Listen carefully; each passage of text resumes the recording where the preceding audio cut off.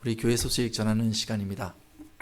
우리 시간에 우리 앞뒤에 있는 분들과 먼저 반갑게 인사 나누도록 하겠습니다.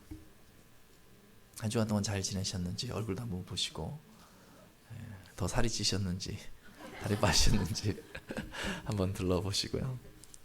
네, 우리 6월 암송 구절 우리 같이 한번 암송해 볼 텐데요. 제가 먼저 할 때 여러분 따라 하시면 되겠어요. 오늘 이번 암송 구절은요, 성령 안에서, 그리스도 예수 안에서 라는 부분을 잘 기억하면 잘 외울 수 있습니다. 그래도 이렇게 외울 때마다 긴장이 되는 것 같아요. 저를 따라 하시면 되겠습니다. 너희도 성령 안에서 하나님이 거하실 처소가 되기 위하여 그리스도 예수 안에서 함께 지어져 가느니라. 에베소서 2장 22절 말씀. 아멘. 저희 교회가 꼭 그러한 교회 되길 예수님의 이름으로 축원합니다. 네, 교회 소식은요, 이제 6월 달에 저희 BBS가 있기 때문에 이 BBS의 모든 교인들이 협력해서 많이 수고하고 있습니다. 여러분, 이 BBS 열심히 또 위해서 봉사해 주시고, 이게 영적인 일이기 때문에 기도로 또 여러분 협조해 주시면 감사하겠습니다. 또 BBS가 셋째 주에 있는데 그 다음 주에는요, 우리 청소년 부서 수련회가 또 1박 2일 동안 있습니다. 우리 청소년들이 이 수련회 가운데 하나님을 만나고 인생의 그 방향을 정할 수 있는 귀한 계기가 될 수 있도록 여러분들 기도해 주시면 감사하겠습니다. 네, 주차장 공사가 계속되고 있는데요, 이제 많이 진척이 된 것 같아요. 그래서 좀 불편하지만 여러분 6월 한 달만 잘 참아주시면 감사하겠습니다. 네, 전도사님, 이철훈 전도사님이 내일부터 휴가를 가게 됐습니다. 2주간 휴가를 갔다 올 텐데요, 우리 지민이 때문에 이제 여기서 떠나서 동부 쪽에 갔다 오게 되는데, 여러분 잘 갔다 올 수 있도록 여러분 기도해 주시기 바랍니다. 네, 이거는 뭐 광고는 아닌데, 지난주에 제가 설교를 리뷰하다 보니까 바울이 에베소 교회를 방문한 그 시기를 제가 설교하는 도중에 2차 전도 여행이라고 그랬는데 사실은 3차 전도 여행입니다. 혹시 다 기억하실지 모르겠는데 혼선이 있는 분이 있으실까봐 미리 말씀드립니다. 네, 3차 전도 여행 때 에베소 교회를 방문했고 복음을 전하고 교회를 세웠습니다. 예, 그렇게 기억해 주시면 좋겠습니다. 우리 같이 그리고 한 가지 더 광고하면요, 다음 주부터 이제 저희가 여기서 대표 기도를 하는데요, 저희 장로님들이 이제 대표 기도를 하지 이제 못하실 때, 그때는 집사님들, 남집사님들, 한수 집사님부터 해서 권면하고 이렇게 대표 기도를 하려고 합니다. 이 대표 기도는요, 주일 예배에 있는 대표 기도는요, 목양 기도라고 합니다. 그래서 목양을 하는 장로님들이 대표 기도를 해야 되는데, 저희 교회에서는 서로 너무 잘 알고 있기 때문에 혹시 대표 기도를 맡으시는 집사님들은 그 한 주간은 특별히 교인들을 생각해 보시고, 가능하면 교인들한테 괜히 한 번 더 전화해보고, 왜 전화했어요? 이번 주에 제가 대표 기도라서 이렇게 서로 알아보려고 전화했습니다. 그렇게 전화해 주시면 좋을 것 같아요. 우리 전영태 장로님이 지금 싱가포르에 가 계시고, 또 김종식 장로님 지금 휴무 연휴이기 때문에 저희가 대표 기도를 그렇게 뭐 다 그렇게 하지는 않겠지만 한 번씩 우리 집사님들도 기도하도록 하겠습니다. 여러분들 위해서 더 기도해 주시고, 이 예배에 모든 성도가 예배자가 되어서 정말 하나님의 임재하시는 그 예배 저희가 경험할 수 있도록 여러분들 같이 협력해 주시면 감사하겠습니다. 우리 잠깐 기도하고 오늘 말씀 보도록 하겠습니다. 아버지 하나님, 저희가 두려움과 떨림으로 하나님의 말씀을 봅니다. 하나님은 말씀하시는데 저희가 듣지 않을까 하는 마음에 부담을 가지고 하나님의 말씀을 핍니다. 아버지 하나님, 말씀하여 주옵소서. 성령께서 저희로 깨닫게 하여 주시고 하나님 삶의 지표가 주의 말씀이 될 수 있도록 인도하여 주옵소서. 아버지 하나님께서 이 시간에 함께 하신 것을 믿사오며 예수님의 이름으로 기도합니다. 아멘. 네, 오늘 다 같이 나누실 말씀은 사도행전 20장 31절 말씀입니다.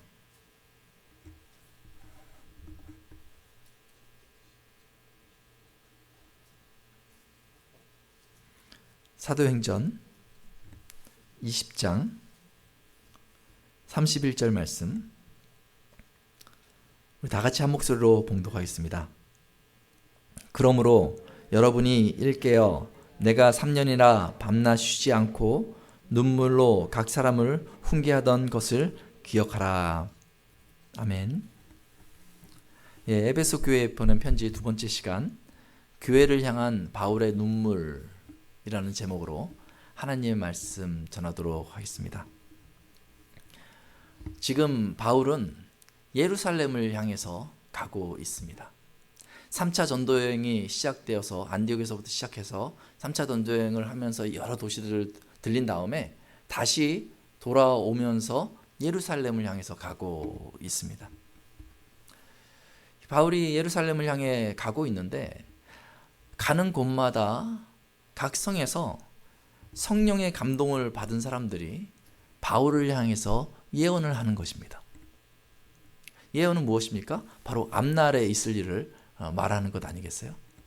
근데 그 사람들이 성령의 감동을 받아서 예언을 하는데 뭐라고 그러냐면 예루살렘에는 결박과 환란이 기다리고 있다. 이렇게 이야기해 주는 것입니다. 바울도 이 사실을 잘 알고 있습니다. 많이 들었어요. 자기도 알고 있어요. 23절 말씀을 보니까 오직 성령이 각 성에서 내게 증언하여 결박과 환란이 나를 기다린다 하시니 이렇게 기록되어져 있습니다. 여러분, 이런 예언을 들으면 여러분 어떻게 반응하시겠어요? 내가 저기 가면 저기에 환란이 나를 기다리고 있다. 이렇게 들으면 우리가 어떻게 판단하겠어요? 아, 큰일 날 뻔했구나. 아이고, 그것도 모르고 내가 저기 갈 뻔했네. 하나님께서 나에게 가지 말라고 이렇게 가르쳐 주시는구나. 아, 하나님 너무 감사합니다. 이렇게 생각하지 않겠어요? 이게 일반적인 것입니다. 예언을 기다리는 사람들의 그 주 마음은 주로 그렇습니다. 내 인생에 뭔가 잘못될, 위협될 만한 그 요소들을 미리 알고 피해 갔으면 좋겠다 하는 마음으로 예언을 찾아다니는 사람들도 있습니다. 사람들이 이러한 예언이 드러났을 때에 바울에게 권면을 합니다. 결박과 환란이 있는 예루살렘에 가지 마십시오. 그곳에 가면 죽을 수도 있습니다. 분명히 성령께서 가르쳐 주셨으니까 그곳에 가지 마십시오. 사람들이 바울에게 그렇게 권면하는 것입니다. 그런데 바울은요, 그 이야기를 잘 들었음에도 불구하고 예루살렘을 가려고 합니다. 오히려 한 발 더 나아가서요, 자기에게 가지 말라라고 권면하는 사람들에게 다음과 같이 이야기합니다. 어찌하여 울어 내 마음을 상하게 하느냐? 나는 주 예수의 이름을 위하여 결박당할 뿐 아니라 예루살렘에서 죽을 것도 각오하였노라. 지금 앞에 가면 결박당하고 가면 잘못하면 죽을 수 있는 그 환경이 있는데 바울은 거기를 가기를 원하는 것입니다. 바울이 그것을 가고자 하는 그 이유가 무엇입니까? 분명히 예언이 내려졌는데 예언을 해석하는 기준이 무엇입니까?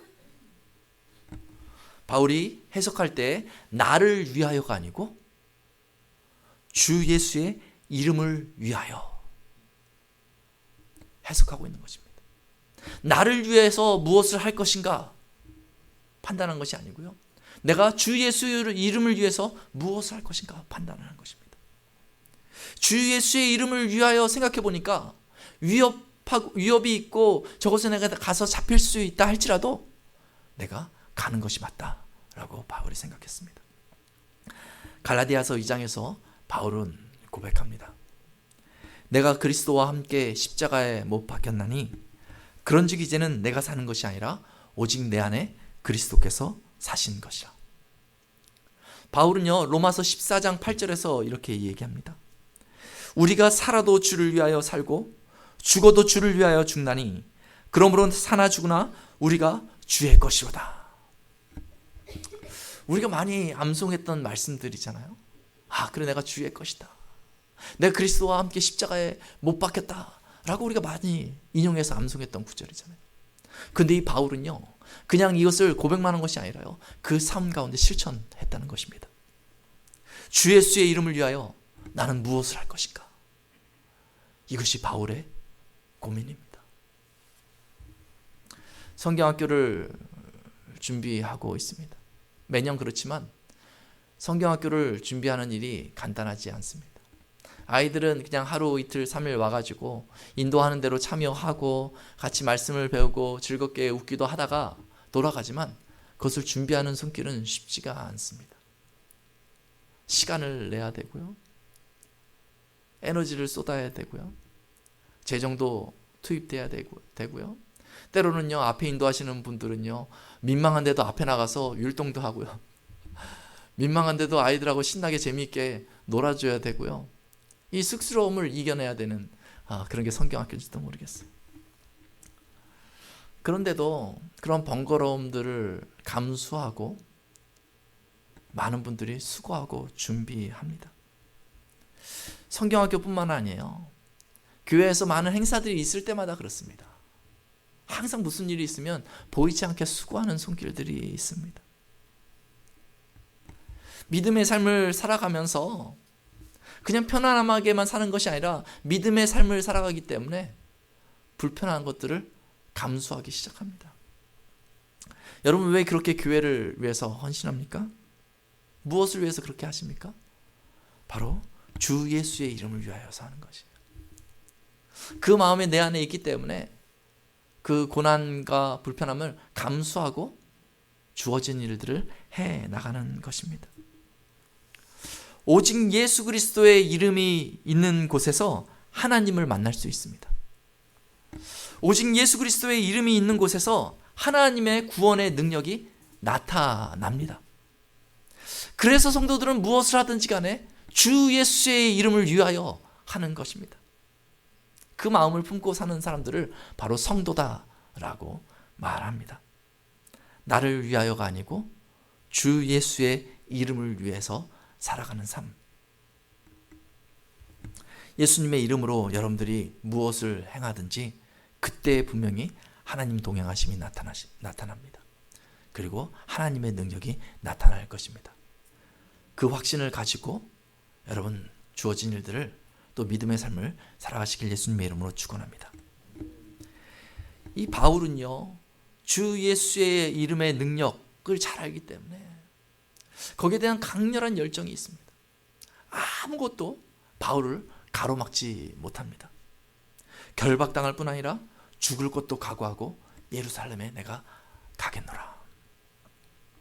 16절의 말씀을 보면요, 바울은 이제 돌아가는 길에 예루살렘을 가는데 예루살렘을 급히 가려고 합니다. 올 때는 이렇게 육지로 이렇게 걸어서 왔는데 돌아갈 때는요, 빨리 가려고 배를 타는 거예요. 왜냐하면 지금 이스라엘의 3대 절기 중에 하나인 그 오순절이 다가오고 있습니다. 오순절 때가 되면요, 사람들이요, 그 이스라엘이 나라를 빼앗기 때문에 디아스포라라고 해서 다 각 나라로 오랜 시간 흩어져 살고 있는데 이 오순절이 되면 그 흩어진 사람들이 예루살렘으로 모이는 것입니다. 그러니까 얼마나 복음을 전하기 좋은 시기예요. 바울이 그때 딱 도착해서 사람들이 모여 있으면 복음을 전하고 그 사람들이 복음을 받아들이면 각자 살던 나라로 돌아갈 거 아니에요. 그러면 그곳에 또 교회가 세워질 수 있는 좋은 때 아닙니까? 바울의 관심은 거기에 있습니다. 내가 예루살렘에 빨리 급히 가서 오순절이 지나기 전에 도착해서 오순절 때에 사람들이 오면 내가 복음을 전해야 되겠다. 자신이 결박당할 거, 그 중에서 이스라엘 사람들 중에, 유대인 중에서 바울을 미워하는 사람들이 많이 있잖아요. 자기가 그들에게 위협을 당할 것은 신경 쓰지 않고요, 복음을 전할 것에 마음을 두고 있는 것입니다. 그래서 바울은요, 배를 타고 가려고 결정했습니다. 그렇게 밀레도에 도착했습니다. 이제 배를 타고 출발해서 몇 군데를 들려서 예루살렘에 가면 됩니다. 그런데 이제 시간이 쫓기는 그 순간에 바울이 배를 타야 하는데 이 바울이 배를 타기 전에 몇 사람을 청하여 부릅니다. 만나고 싶은 사람들이 있는 거예요. 몇 년 전에 제가 주중에 잠깐 한국에 나갔던 적이 있습니다. 그러니까 여기서 주일 지나고 월요일 새벽 12시 반 이제 1시 비행기를 타고 한국에 가면은 화요일 날 아침에 도착하게 됩니다. 그럼 이제 화요일 날 아침에 도착해 가지고 일을 이제 보다가 화요일, 수요일, 목요일, 금요일 하고 이제 토요일에 비행기 타고 오면 이제 4일 있다가 이제 올 계획이어서 이제 머릿속으로 계획을 잘 짰어요. 가서 해야 될 일들이 있으니까 이것도 하고 다음 날은 뭐 하고 이렇게 계획을 잘 짰어요. 그래서 이제 공항에 딱 도착했거든요. 그래가지고 집사람한테도 이제 걱정하지 말고 집에 가라고 이렇게 보내고 이제 티켓팅 하러 딱 갔는데 비행기가 지연됐다는 거예요. 그러면서 저보고 집에 돌아가든지 집에 갈 수 없으면 여기서 호텔을 끊어줄 테니까 호텔에서 자고 비행기가 다시 출발할 때 가라는 거예요. 되게 그래서 이미 집사람이 떠났기 때문에 집에는 갈 수 없었고 그럼 호텔을 가겠다고 했더니 굉장히 고급 호텔을 끊어주고 또 새벽 이제 1시가 이제 1시쯤 됐는데 먹을 수 있는 그 음식 사 먹을 수 있는 돈도 35불 막 이렇게 주더라고요. 근데 하나도 기쁘지가 않았어요. 지금 한국에 빨리 가서 4일밖에 안 머무를 건데 지금 비행기에 연착이 됐으니까 시간이 더 줄잖아요. 그래가지고 그냥 호텔에 와서 잠을 자는데도 마음에 오히려 이게 조바심이 생겨가지고 잠이 안 오더라고요. 내가 여기서 호텔에서 푹 자고 있다가 출발한 비행기 놓치면 어떡하나 막 이런 생각이 들고요. 그래서 거기서 어쨌든 호텔에 가서 이제 들어갔는데 일단 그 티켓을 주긴 줬으니까 새벽에 거기서 음식을 팔길래 이것도 안 쓰면 또 그냥 버리게 되잖아요. 그래서 피자랑 막 이만큼 음식 사가지고 가서 혼자 먹으면서 밤 보내다가 그렇게 한국에 갔어요. 그랬더니 화요일이 이제 하루가 통째로 없어지고 이제 하루가 줄어들어 버린 거죠. 그러니까 3일 동안 더 바쁘게 움직여야 했습니다. 근데 제가 한국에 가면요 꼭 만나고 싶은 사람이 있어요. 아무리 바빠도요 꼭 들려서 얼굴이라도 한번 보고 싶은 사람들이 있습니다. 제가 전에 섬겼던 교회 목사님, 그리고 제가 가르쳤던 중고등부 학생들. 이 학생들은 꼭 한번 보고 싶은 거예요. 이미 이제 결혼해가지고 다 30대가 넘었는데 한국에 갈 때마다 한 번씩 보게 되는 거예요. 왜 그럴까요? 제 마음에 남아있기 때문에 그래요. 같이 이렇게 교제할 때 깊은 사랑을 나누었기 때문에 갈 때마다 잠시라도 얼굴 한번 보고 오고 싶은 거예요. 그게 인터넷으로 봐도 되는데 그게 참 다르더라고요. 가서 잘 있었어 얼굴 한 번만 봐도 그렇게 행복하고 마음이 따뜻해지는 거예요. 급한 상황 중에 꼭 만나야 하는 그 사람은 마음에 깊이 품고 있는 사람일 수 있습니다. 급하게 지금 밀라도에서 배를 타고 가려고 하는 바울이 에베소 장로들을 청합니다. 에베소 교회는 바울에게 특별한 곳이었어요. 바울이 3년이나 그곳에 머물면서 복음을 전했습니다. 이 복음을 전하다가 특별히 제자들을 세워서요. 그 두란노 서원이라는 곳에서 2년 동안 매일같이 강론하고 그들을 가르쳤습니다. 그 기간 동안에 교회가 세워졌겠죠. 그래 에베소 교회라고 저희가 얘기하는 것입니다. 에베소 교회가 그렇게 세워졌겠죠. 여러분 복음을 전하면요. 복음을 전해서 사람들이 예수님을 영접하기 시작하면 교회가 세워집니다. 그러면 그냥 교회는 내버려 둬도 됩니까?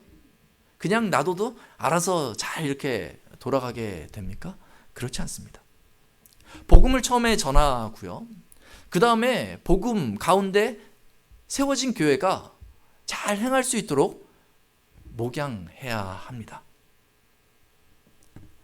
이것이 굉장히 중요한 거예요. 바울은 그것을 잘 알고 있었습니다. 처음 예수님을 믿습니다. 그러면 우리는요, 사람들 앞에서 세례를 줍니다. 우리 같은 믿음을 갖고 있다고 세례를 줍니다. 이것이 굉장히 감격스러운 순간입니다. 예수님을 마음에 영접했으니까, 내가 구원에 확신이 있다고 고백하는 순간이니까 얼마나 감격스럽습니까? 그렇게 저희도 다 세례를 받았습니다. 세례를 받으면 믿음의 여정이 다 끝이 납니까? 근데 그렇지 않다는 것입니다. 세례를 받고 나면 믿음의 여정이 출발하는 것입니다. 믿음의 성장을 그때부터 이루어 가야 하는 것입니다. 믿음의 성장, 믿음의 성숙을 이루는 것이 쉽지 않아요. 주님께서 이 교회를 세우신 이유 중에 하나는 이 교회 공동체가 하나 되어서 각자 믿음의 성숙함을 이루라라고 이 교회를 우리에게 허락해 주셨습니다. 예수님을 믿고 이제 내가 구원받았구나는 그 확신을 가졌는데 믿음의 성장이 어려운 이유가 무엇입니까? 바로 내 육체는요, 이전의 나쁜 습관들을 그대로 가지고 있기 때문에 믿음의 성장이 상당히 어려운 것입니다. 믿음이 들어가고 하나님의 말씀을 듣기 시작하자 내가 지난 이전과 같이 살 수 없고 변화된 삶을 살아야겠다는 것을 깨닫게 됩니다. 의와 경건과 믿음과 사랑과 인내와 온유한 삶을 살아야겠다고 마음의 각오까지 합니다. 그리고 문을 차고 나가요. 그런데 잘 안 되는 거예요. 내가 의롭게 살려고 하는데 자꾸 내 몸은요, 나도 모르게 불의한 게 익숙해요. 내가 믿음으로 살려고 했는데 자꾸 하나님에 대한 불신이 나도 모르게 툭 튀어나옵니다. 내가 경건하게 살아야지 라고 생각했는데 나도 모르게 세속적인 삶을 살고 있는 자신을 발견하게 됩니다. 사랑하려고 했는데 미움이 안에서 일어나고요. 인내하려 했는데 조급함이 더 있고요. 온유하려고 했는데 불 같은 것이 내 마음에 일어나서 화를 막 냅니다. 그런 자신을 보면서 막 답답합니다. 스트러글합니다. 왜 난 이러지? 내가 세례도 받았는데, 내가 신앙생활도 계속 해왔는데 아직도 내 모습은 이러지? 하면서 스트러글 하는 것입니다. 여러분, 그럴 때 여러분들 어떻게 하십니까? 신앙생활 이제 오래 하신 분들도 많이 계시잖아요. 여러분들 내 모습이 하나님 보시기에 온전치 않다라는 생각이 들 때 여러분들 자신을 보면서 어떻게 생각하십니까? 아이고, 난 안 되나 보다. 난 이것밖에 안 되나 보다. 이렇게 포기하십니까? 아니에요, 여러분. 그럴 때라도 포기해서는 안 됩니다. 지금 우리는 이 땅에 살고 있기 때문에 예수 그리스도를 믿은 다음에도요, 치열한 전투 중에 있는 것입니다. 디모데전서 6장 11절에서는요, 이를 믿음의 선한 싸움이라고 표현하고 있어요. 우리에게는 믿음의 선한 싸움, 그 전쟁터가 있다는 것입니다. 그것이 우리의 인생입니다. 그것을 인정해야 합니다. 의와 경건과 믿음과 사랑과 인내와 온유의 사람으로 세워지기 위해서 평생 싸워나가야 합니다. 습관이 결코 쉽게 바뀌지 않지만 평생 싸워나가야 합니다. 이 싸움은 우리의 인생이 끝날 때까지 계속되는 것입니다. 이 싸움 가운데 믿음의 성장과 성숙함이 있는 것입니다. 목사인 저도 여전히 치열하게 싸우고 있습니다. 우리 장로님들도 아마 여전히 치열하고 싸우고 있을 것입니다. 우리 집사님들도 아마 그 싸움을 계속하고 있을 거예요. 아이고, 이 정도면 내가 갑자기 잘 된 것 같은데 방심만 하면 툭 튀어나오는 나의 습관 때문에 실망하고 낙심할 때가 한두 번이 아닙니다. 그것이 혼자 있을 때는 또 모르겠는데 이렇게 공동체로 교회에 모여 있을 때 그러한 모습이 튀어나오면 서로 민망해지는 것입니다. 저분이 내가 괜찮다고 생각한 분인데 왜 갑자기 저렇게 행동하지? 실망하네. 이렇게 생각하기도 합니다. 또 교회 분위기가 굉장히 어색해지는 경우도 있습니다. 야, 내가 이런 모습을 보였으니 나는 이 교회에 어떻게 다닐까 하는 그런 마음이 들기도 합니다. 그러나 그때가 굉장히 중요합니다. 내가 실수했을 때, 나의 옛 습관이 나타났을 때, 옆에 사람이 이 옛 습관이 나타나서 모두를 힘들게 할 때, 그때가 굉장히 중요합니다. 바울은 이를 위해서 밀레도에서 에베소 교회 장로들을 부른 것입니다. 먼저 에베소 교회 장로들에게 이 장로들이 교회에 중요한 위치에 있다는 것을 강조해 줍니다. 20절에 이렇게 말합니다. 여러분을 감독자로 삼고 하나님이 자기 피로 사신 교회를 보살피게 하셨다. 장로들에게 그 이야기를 해줍니다. 이제 에베소 교회를 보살펴야 한다. 그런데 바울이요, 이 장로님들을 세우면서요, 아이고, 장로님들이 세워졌으니까 교회는 잘 될 것입니다. 제가 3년 동안 복음도 잘 전해놨고요, 알아서 교회가 이렇게 운영될 것입니다. 이렇게 권하면 참 좋잖아요. 근데 장로님들을 세워놓고요, 그 다음에 이렇게 말하는 게 상당히 부담을 줍니다. 29절 30절에 보니까 이렇게 얘기해요. 내가 떠난 후에 사나운 이리가 여러분에게 들어와서 그 양떼를 아끼지 아니하며 또한 여러분 중에서도 제자들을 끌어 자기를 따르게 하려고 어그러진 말을 하는 사람들이 일어날 줄을 내가 아노라. 이렇게 얘기하고 있는 거예요. 나 떠나면 이 교회가 잘 되는 것이 아니라 더 큰 혼란 가운데 있을 수도 있다라는 것을 바울이 얘기해 주는 거예요. 외부에서 그러한 양떼를 삼키려는 이리가 들어오기도 하고 우리 가운데서도 그런 사람들이 일어날 수 있다라고 경고해 주고 있는 것입니다.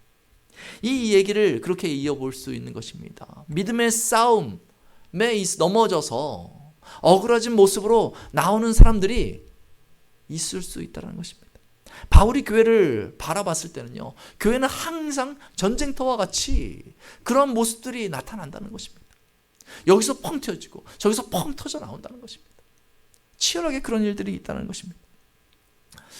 복음으로 하나님 앞에 나왔던 성도들이 믿음의 선한 싸움을 싸우다가 터지고 육체의 습관에 의해서 행동을 막 하게 될 때에 막 혼란스럽고 당황스럽고 상처를 받고 막 하는 그때에 무엇을 해야 되는가? 바울이 그 비결을 지금 이야기해 주고 싶은 것입니다.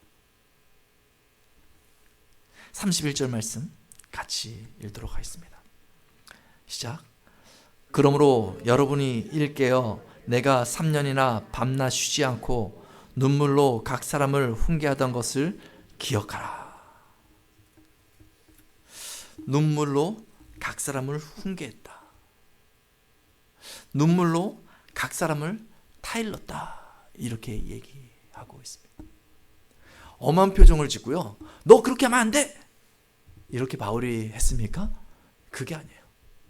자기의 가장 약한 모습을 드러내놓고 눈물로 타일렀다.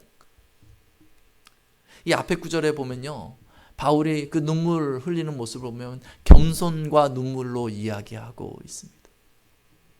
믿음의 선한 싸움을 싸우다 넘어진 그 사람을 일으켜 세우기 위해서 겸손과 눈물로 애를 썼다는 것입니다. 제가 주일학교 학생들을 가르치다가 특히 청소년부 학생들을 가르치다가 종종 경험하는 것이 그렇습니다. 이 청소년들은요, 그 질풍노도의 시기라고 하잖아요.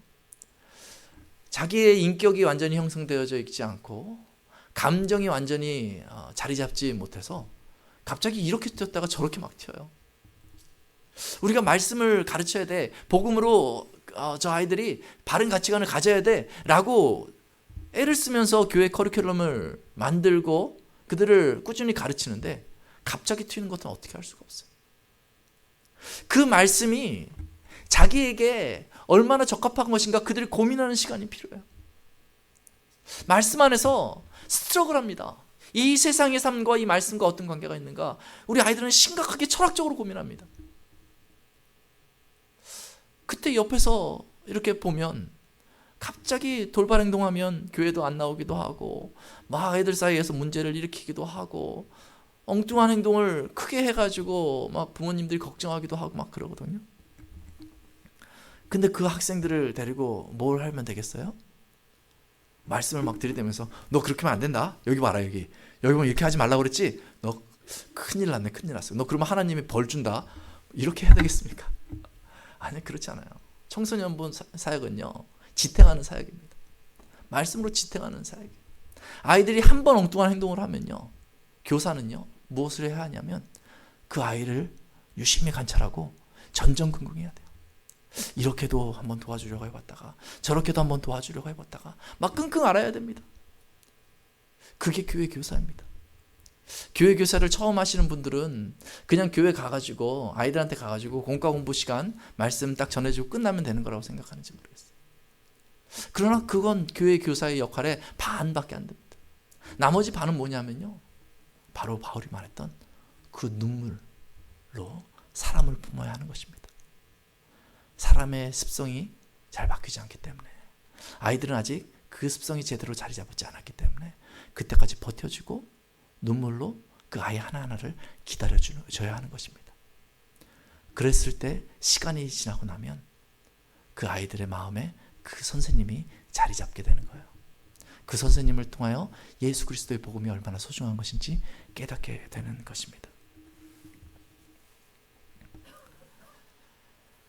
바울은 장로들에게 그것을 권면해 주고 있습니다. 그러므로 여러분이 일깨워 내가 3년이나 밤낮 쉬지 않고 눈물로 각 사람을 훈계하던 것을 기억하라. 이 장로들만 그렇게 해야 됩니까? 아니에요. 온 성도가 다 하라는 말이에요. 여러분이 일깨어 내가 3년이나 밤낮 쉬지 않고 눈물로 각 사람을 훈계하던 것을 기억하라. 이것을 다른 말로 하면 목양이라는 것입니다. 저희가 교회를 세워갈 때에 이 복음과 진리 말씀에 집중하는 것이 굉장히 중요한 일입니다.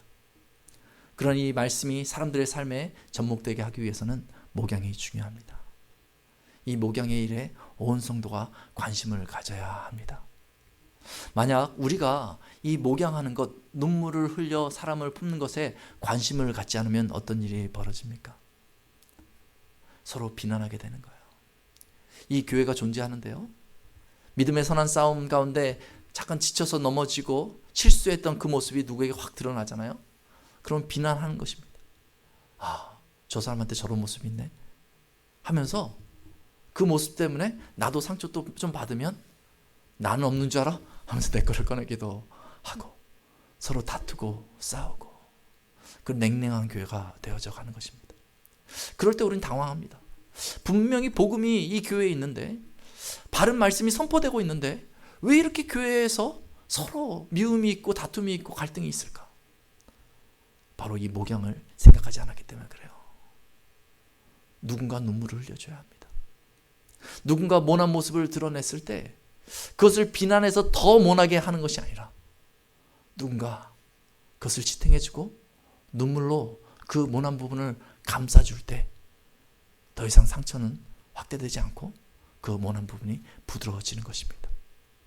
그래서 주님께서 교회 공동체를 저에게 주신 것입니다. 저희가 소그룹으로 모이거나 교회에서 구역예배 식사를 하고 할 때마다 우리의 관심들이 거기에 가 있어야 됩니다. 이렇게 우리가 사랑을 잘 나누다가 혹시 누가 갑자기 넘어지고 있지 않는가, 넘어진 사람이 있으면 그 사람에 대해서 외면하고 등을 돌리는 것이 아니라 어떻게 도울 수 있을까? 저도 해야 되겠지만 온 성도들이 그 일을 해나갈 때 교회가 주님께서 기뻐하시는 그런 사랑의 공동체 되는 줄로 믿습니다. 이 교회는 예수님이 자기 피로 사신 존귀한 교회임을 생각하십시오.